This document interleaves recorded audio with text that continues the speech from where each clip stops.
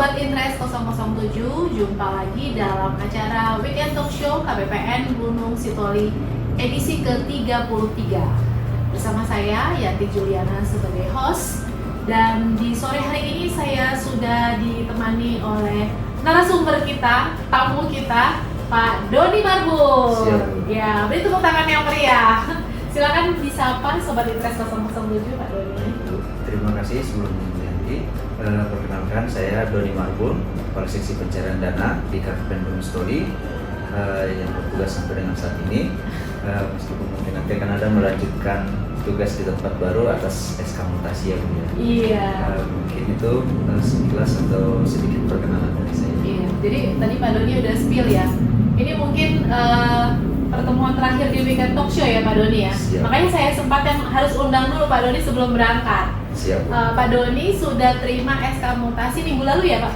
Betul Bu. Minggu lalu ke KPPN KPPN Kota Cane. Kota Cane. Masih di seksi PDMS ya Pak ya? Masih di seksi PDMS. Iya, jadi Pak Doni besok udah mau berangkat menuju KPPN Kota Cane. Kita culik dulu ya, kita hadirkan di Weekend Talk Show KPPN Gunung Sitoli supaya Sobat Interest 007 bisa dengar nih sama Pak Doni ya pesan-pesan terakhir ya sebelum meninggalkan KPPN Gunung Sitoli. Sebelum pesan-pesan terakhir Pak Doni ya. Hari ini saya mau bahas ini sedang banyak dibicarakan konsep psikologi ya. Itu yang diangkat oleh psikolog namanya Carol Dweck ya. Yaitu dari Stanford University. Dia punya buku judulnya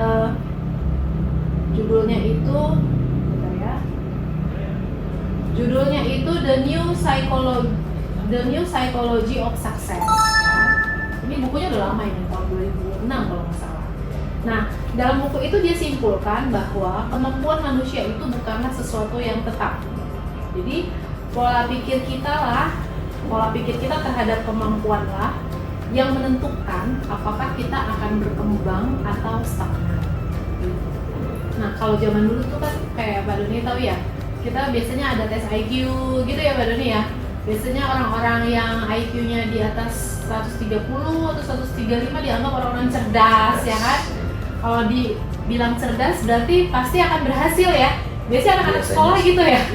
Ini anak-anak yang IQ-nya tinggi pasti nanti masa depannya akan berhasil gitu ya. Sementara anak-anak yang mungkin IQ-nya ya 100-an atau di bawah 100 gitu, nanti orang udah langsung ngecap duluan ya.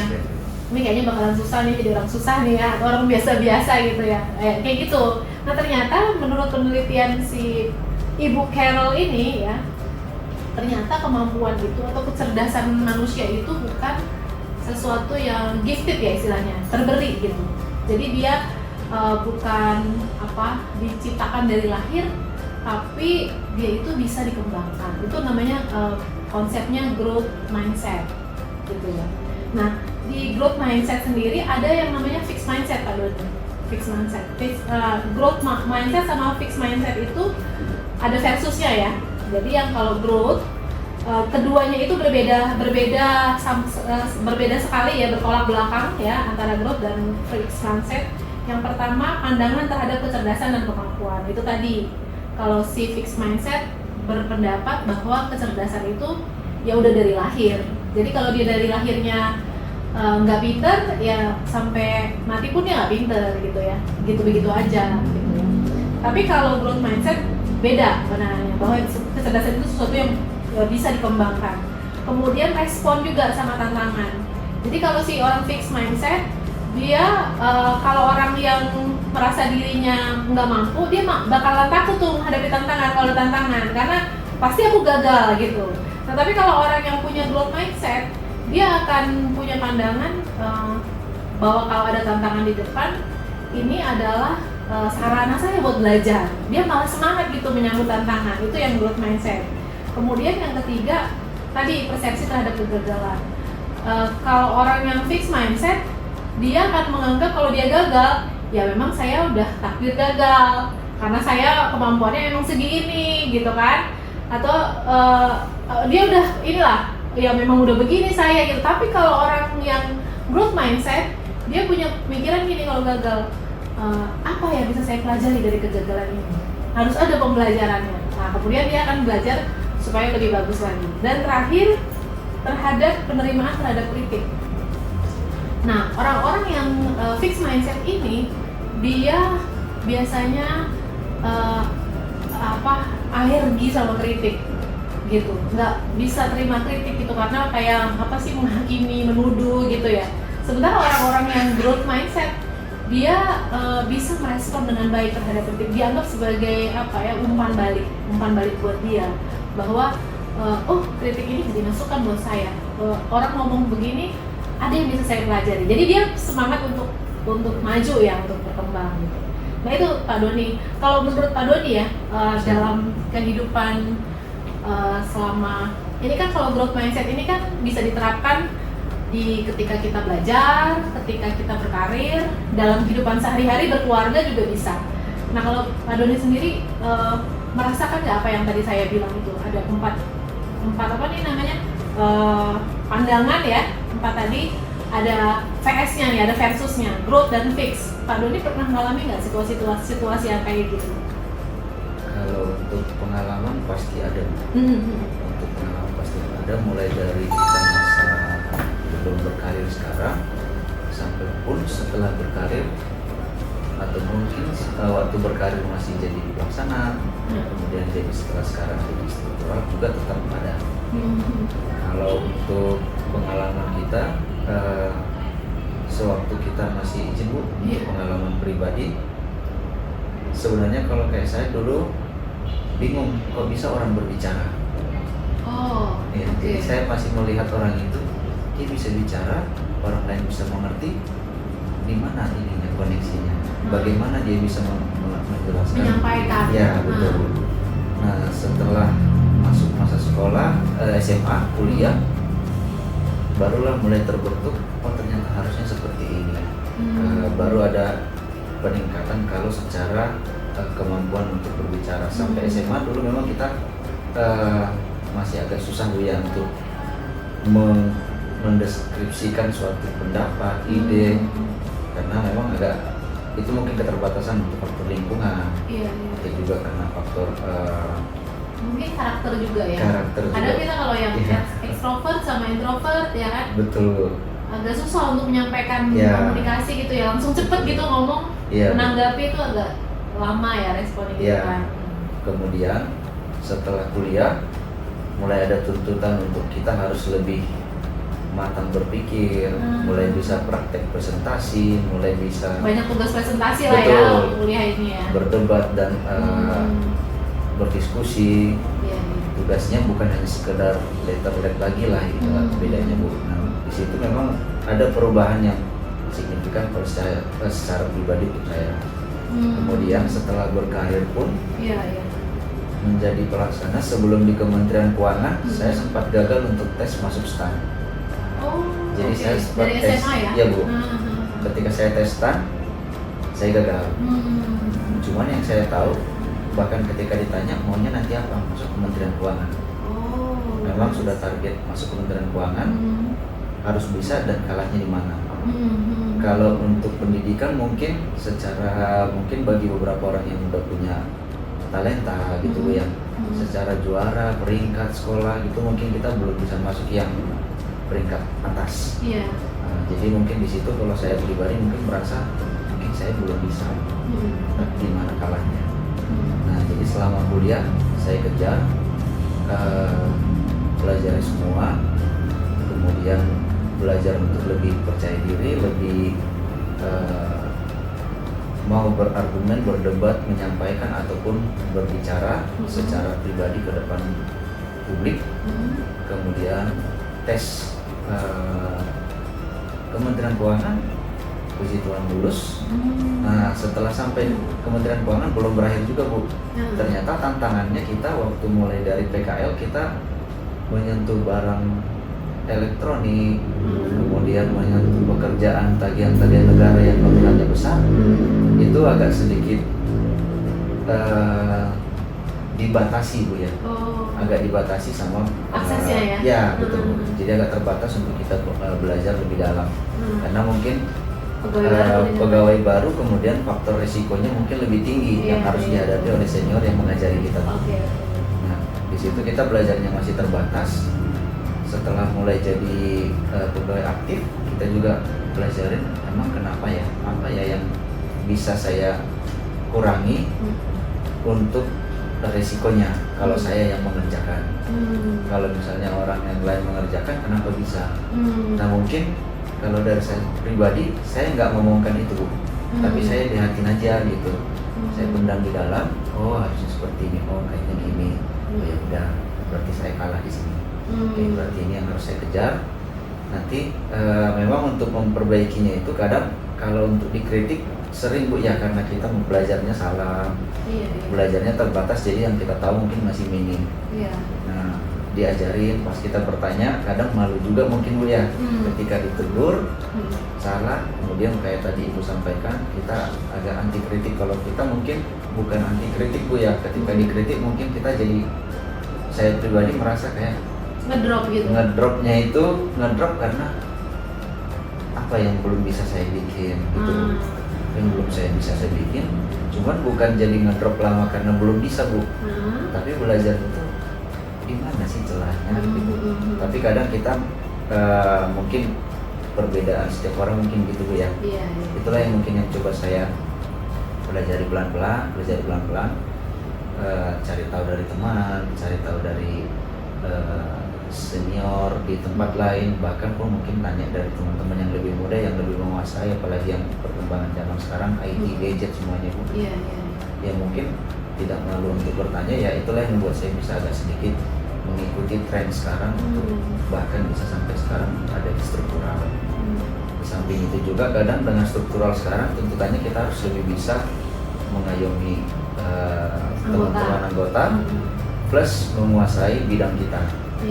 Nah di sini juga banyak hal-hal baru tantangannya, Bu. Kita harus kuasai bagi waktu, bagi emosi, kemudian menjaga mental health juga, ya, Bu, ya. Kritik pasti akan ada, baik itu koreksi, perbaikan ataupun memang kritik yang tidak membangun dan gitu, Bu, ya. Ada saja mungkin dari berbagai pihak, dari stakeholder atau dari mana, mungkin pasti akan ada. Ya mungkin itu proses perkembangan setiap tempat, setiap waktu, setiap posisi atau setiap bidang akan selalu ada tantangannya yang baru. Kalau secara pribadi saya mungkin tahapan-tahapan itu yang coba saya perbaiki atau saya nikmati jalan sampai sekarang. Puji Tuhan sampai sekarang masih bisa untuk bisa survive. Iya, berarti dari cerita Pak Doni tadi sebenarnya ada banyak keterbatasan ya, atau kekurangan ya, yang ternyata seiring berjalannya waktu ternyata bisa kita atasi ya. Betul. Bisa semakin baik ya. Kalau tadi misalnya kurang komunikatif misalnya ya, maksudnya kurang responnya gitu ya dalam berkomunikasi, sekarang sudah sangat baik ya, jauh lebih baik ya. Bahkan sebagai kasih MS manajemen satker, Pak Doni harus banyak ngomong nih. Kalau nggak bisa ngomong bahaya juga ya kan Pak Doni. Dan udah terbukti kan sama Sobat Invest 007 pasti udah pernah mengalami ya gimana Pak Doni berkomunikasi dengan baik, ngajari ya kan Pak. Menyampaikan misalnya hasil evaluasi, memberikan arahan gitu ya. Kalau kita nggak pinter-pinter berkomunikasi, bisa-bisa orang salah paham ya Pak ya. Jadi tersesat pula, dan ternyata dimintanya ini malah mengerjakan yang lain. Jadi perkembangannya kita lihat sudah sangat jauh berkembang ya Pak ya. Mulai dari tadi Pak Doni merasakan keterbatasannya hingga dengan sekarang itu sudah sangat jauh berkembang. Pasti itu perlu waktu lama ya Pak ya untuk memperbaiki itu ya. Ada nggak? Tadi ada banyak juga ya, misalnya yang masalah keterampilan menggunakan komputer, kemudian apalagi tadi Pak Doni, banyak macam-macamnya. Dari Pak Doni merasa sadar gini, saya terbatas di sini, kemudian pelan-pelan mulai berproses. Ada nggak proses perkembangan atau usaha itu yang kayaknya saya mandek nih, nggak bisa nih, mau menyerah nih, pernah nggak ngalamin gitu Pak?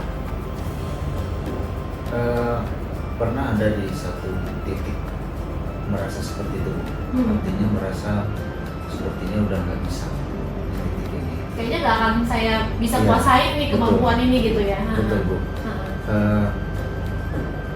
Pada saat itu penunjukan sebagai supervisor TIK. Oke. Supervisor TIK. Ini masih pelaksana dulu ya? Betul. Pada saat masih pelaksana ditunjuk sebagai supervisor TIK. Yang pada saat itu memang untuk urusan IT ini masih lagi gencar-gencarnya untuk peralihan kita Bu ya. Untuk peralihan Kementerian Keuangan lebih ke digitalisasi banyak dan aplikasi IT. ya. Iya, Bu. Nah, kita masih baru jadi pegawai, jadi staff, langsung ditunjuk untuk supervisor TIK, tapi dengan banyaknya larangan-larangan ini dan itu. Nah, kemudian kita sempat sampai mentok itu, artinya merasa saya pribadi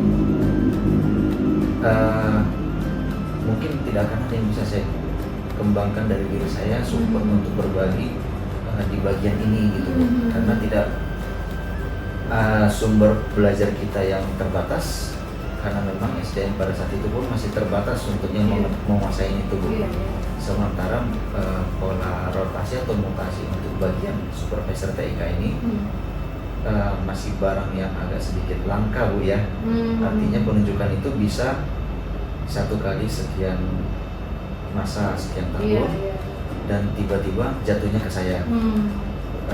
Menuju ke orang yang lama, artinya ke senior sebelumnya, saya harus belajar, orangnya sudah mutasi. Nah, jadi tempat bergurunya nggak ada ya. Jadi harus cari sendiri lah ini. Iya betul Bu, harus cari sendiri, sementara momentumnya itu harus cepat. Iya betul. Harus ya cepat. kalau nggak kita ketinggalan lah ya. Iya, Bu. Namanya IT, kalau nggak bisa IT. cepat, ya udah berarti lewat. Terus? Nah, artinya setelah kejadian ini, posisi ini, situasinya, masa wah ini kayaknya udah nggak bisa ngapa-ngapain, mau menyerah, mau kita minta ganti ke pegawai yang lain. Iya. Nah, hanya saja memang pada saat itu tidak ada juga source atau SDM yang lain antara yang bersedia nggak bisa dialihkan ataupun juga, dialihkan ataupun yang menguasai, dan akhirnya mau tidak mau dituntut harus sampai bisa. Mungkin itu. Jadi apa nih yang Pak Doni akhirnya terobosannya apa nih akhirnya? Kalau sampai untuk terdapat terobosannya, gitu bisa? Coba-coba Bu, artinya trial selama sambil bekerja, sambil cari, buka googling, cari ini fungsinya apa, kalau untuk akses ke sini mana, coba tekan-tekan semuanya, gadgetnya semua atau fitur-fiturnya, pelajari pelan-pelan pas di luar jam kerja. Berarti ada extra effort ya yang dilakukan ya. Kita mengorbankan waktu lebih banyak mungkin dibandingkan teman-teman yang lain ya kan. Setelah jam kerja ya, di luar jam kerja yang wajib kita lakukan, kita berarti harus spend waktu lagi, tenaga lagi, pikiran lagi itu ya. Betul. Kemudian mengambil resiko juga mungkin ya. Ambil resiko Bu, karena kita harus coba-coba. Iya kan, kalau misalnya tiba-tiba ada melakukan kesalahan, wah ini berarti ada risiko yang harus diambil. Jadi ada apa Pak Doni mungkin yang saya bilang, keberanian ya. Ada keberanian, kalau kita takut mundur kayaknya nggak bisa nih, udah nih lari aja nih saya, nggak akan bisa itu ya. Nah itulah yang namanya growth mindset. Jadi akhirnya setelah ini kita ada kepuasan tersendiri pasti ya Pak ya. Siap. Setelah bisa menaklukkan satu tantangan di depan ini, sebetulnya ada kepuasan, bisa saya. Tapi saya yakin orang-orang yang punya growth mindset dia nggak akan berhenti ya. Maksudnya gini loh, setelah menang satu tantangan akan datang berikutnya tantangan yang lain, ya kan? Kita nggak akan berada di satu titik kemenangan ini terus-menerus nih. Wah sepertinya seolah-olah saya udah mengalahkan dunia gitu kan. Tetap aja akhirnya ada muncul pengalaman baru, ada muncul ujian yang baru kayak gitu ya Pak Doni ya.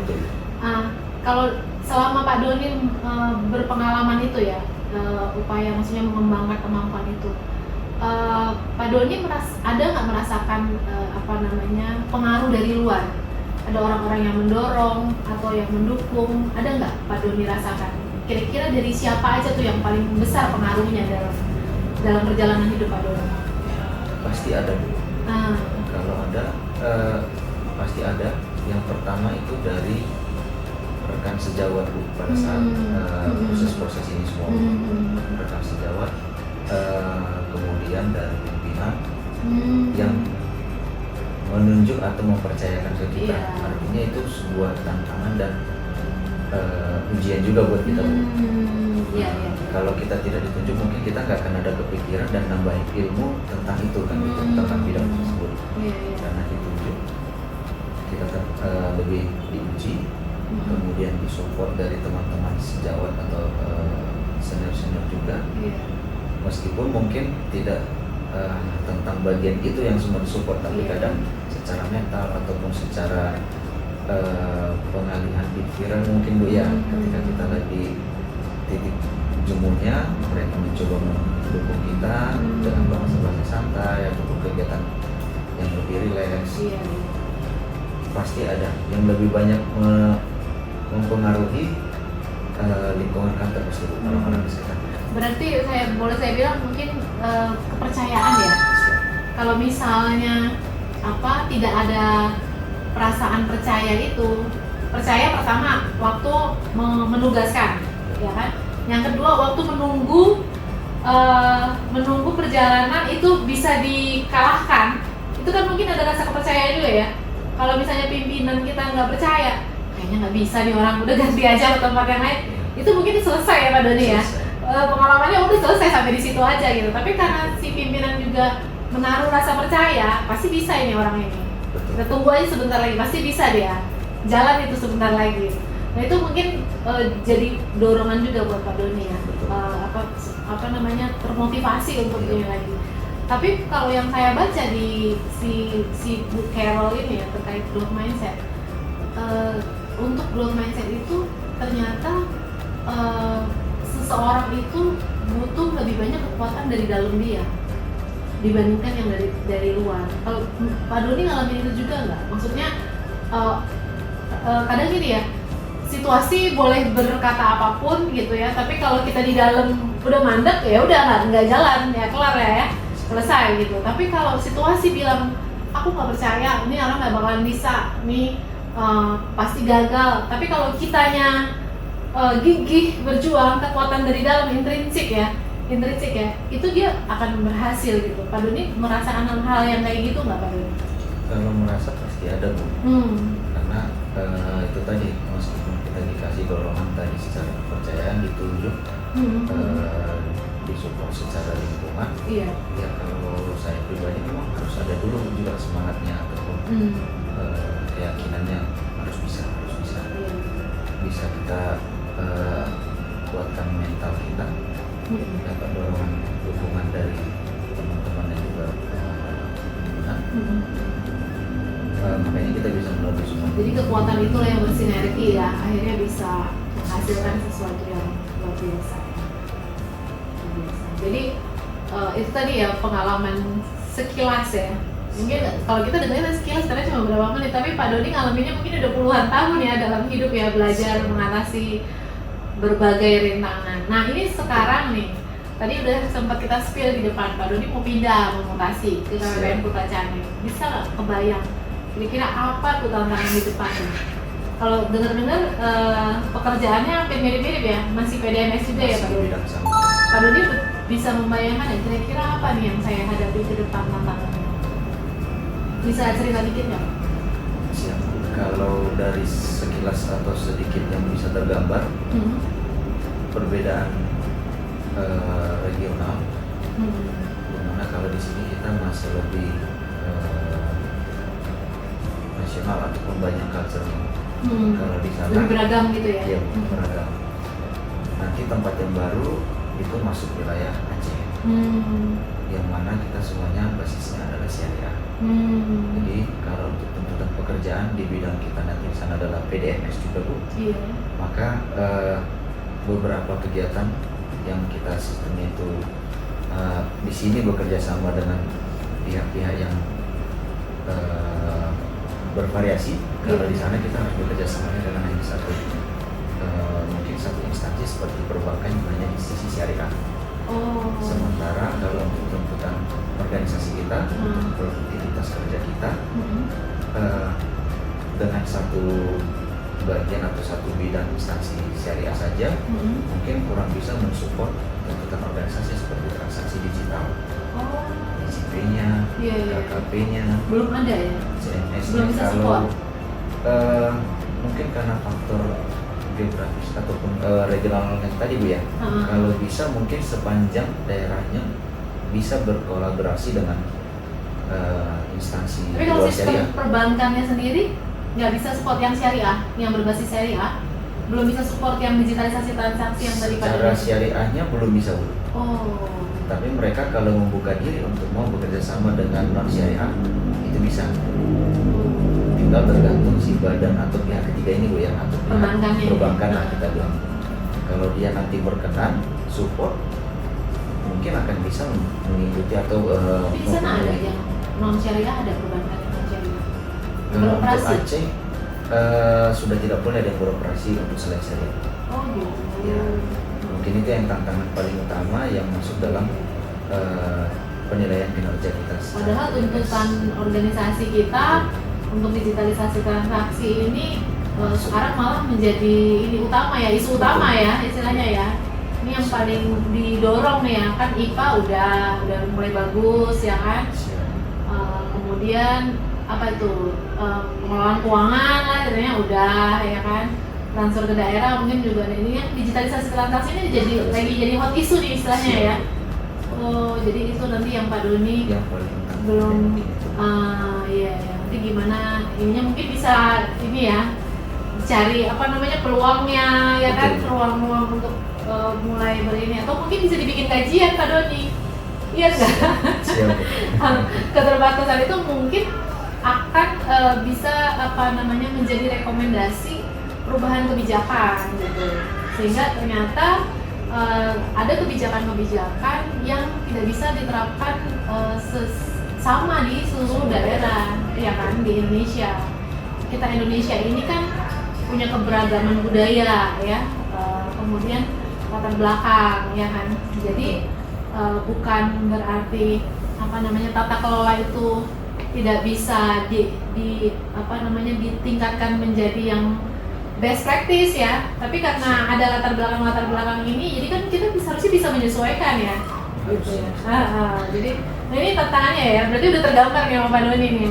Kira-kira nanti kedepannya bagaimana? Nah sampai sekarang apa tuh yang usaha-usaha yang Pak Doni udah lakukan untuk apa nih? Tadi kan udah tergambaran. Kira-kira apa tuh Pak Doni tahu bahwa ini nanti sudah ini caranya untuk mengetahui itu gimana Pak? Kalau untuk mengetahuinya itu Informasi bahwa ini Siap. kayaknya sulitnya di sini nih, nanti itu dapat informasinya dari mana gitu? baik. Sebelumnya kita koordinasi dengan tempat tujuan yang baru Bu ya. Oh, pejabat sebelumnya? Pejabat sebelumnya, kemudian dari teman-teman yang pernah di sana, Oh. senior-senior yang ada sebelumnya di sana, kebetulan juga di sana senior waktu masih pelaksana Bu. Masih ada bertugas di sana yang juga nanti akan ikut keluar dari sana. Yang mana posisinya nanti yang akan saya gantikan sebagai PDMS ini. Oh gitu. Nah, kemudian kita sharing-sharing, kita tanya situasinya, berapa peta satuan kerjanya, berapa Iya. wilayah, gambarannya seperti apa, itu kita tanyakan, diskusikan.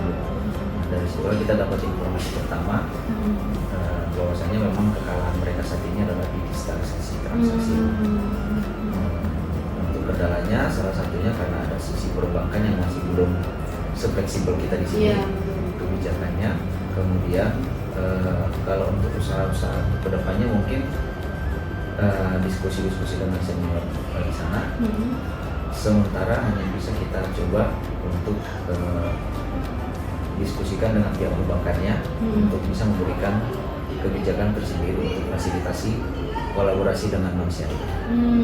Gitu. Mungkin itu yang akan nanti dicoba upayakan selama di sana. Berarti udah dimulai nih ya Pak Doni ya, meskipun belum berangkat, bahkan belum dilantik kayaknya ya. Siap. Udah mulai cari-cari informasi ya kan, terbuka sama masukan-masukan gitu ya Pak Doni ya. Siap. Ini bekal untuk apa nih, mengembangkan growth mindset tadi ya Pak Doni. Siap. Terima kasih banyak Pak Doni. Hari ini sharingnya udah sangat luar biasa tentang perjalanan hidup ya, dan nanti tantangan ke depan kayaknya udah seperti apa. Siap. Jadi terakhir nih, saya ingin Pak Doni mungkin menyampaikan ya kesan-kesan selama 3 tahun lebih ya Pak Doni ya. 3 tahun Berapa bulan? 2 bulan. 3 tahun 2 bulan, lama juga ya di KPPN Gunung Sitoli di Kepulauan Nias ini. Udah mengunjungi semua kabupaten kota ya Pak ya? Kabupaten Sudah dijalani semua ya? Siap, Bu. Tolong sampaikan kesan-kesan ya selama berada di sini 3 tahun, pasti bukan waktu yang sebentar, bukan waktu yang singkat. Bertemu, berinteraksi dengan teman-teman di Kepulauan Nias. Kemudian pesan yang menurut Pak Doni bisa buat kita Sobat Interest 007 mengembangkan growth mindset nih ya, seperti nanti Pak Doni bisa eksis juga. Silakan Pak Doni. Baik. Kesan-kesan selama di Gunung Sitoli atau Kepulauan Nias, yang pasti alamnya indah, cuacanya seru, kemudian untuk gempa mungkin sedikit menguji juga ya Bu ya, pengalaman juga untuk selama di sini merasakan gempa terbanyak dan tersering selama perjalanan hidup dan perjalanan karir. Kemudian kalau untuk kebahagiaan pasti akan selalu ada, karena prinsipnya mungkin untuk Sobat Interest 007, di mana bumi dipijak, di situ langit dijunjung. Semua daerah, semua wilayah pasti punya kesulitannya, pasti punya keunikannya, pasti punya kemudahan dan kebahagiaannya sendiri. Tinggal kita harus bisa menikmati, mensyukuri dan menjalani. Pasti bisa. Oke, terima kasih. Luar biasa ya pesannya ya. Jadi ini Sobat Interest 007 ya, supaya kita bisa mengembangkan kemampuan kita ya, mengembangkan kemampuan kita. Di mana bumi dipijak, di situ langit dijunjung. Luar biasa ya. Baik Pak Doni, terima kasih sekali lagi. Siap, Bu. Pertama untuk kebersamaannya di sore hari ini, yang kedua untuk kebersamaannya ya selama 3 tahun 2 bulan membimbing dan membina ya Sobat Interest 007, seluruh satker mitra kerja KPPN Gunung Sitoli, perbankan juga ya. Perbankan. Pemda pernah juga berinteraksi juga kayaknya ya. Pemda terbatas. Sedikit-sedikit aja ya. Iya. Selama 3 tahun 2 bulan ya menjalankan fungsi treasurer ya dan financial advisor di KPPN Gunung Sitoli. Luar biasa. Terima kasih banyak Pak Doni, Siap, Bu. sukses selalu. Amin. Tetap sehat ya. Dan bahagia bersama keluarga. Keluarga dibawa semua ya? Bawa. Oke, semua anggota ikut mendampingi di KPPN Kota Cakil. Sukses terus Pak Doni ya. Siap, Bu. Ya, terima kasih Sobat Interest. Yahoo Bu. Yahoo. Oke, makasih Siap, Pak. Bu.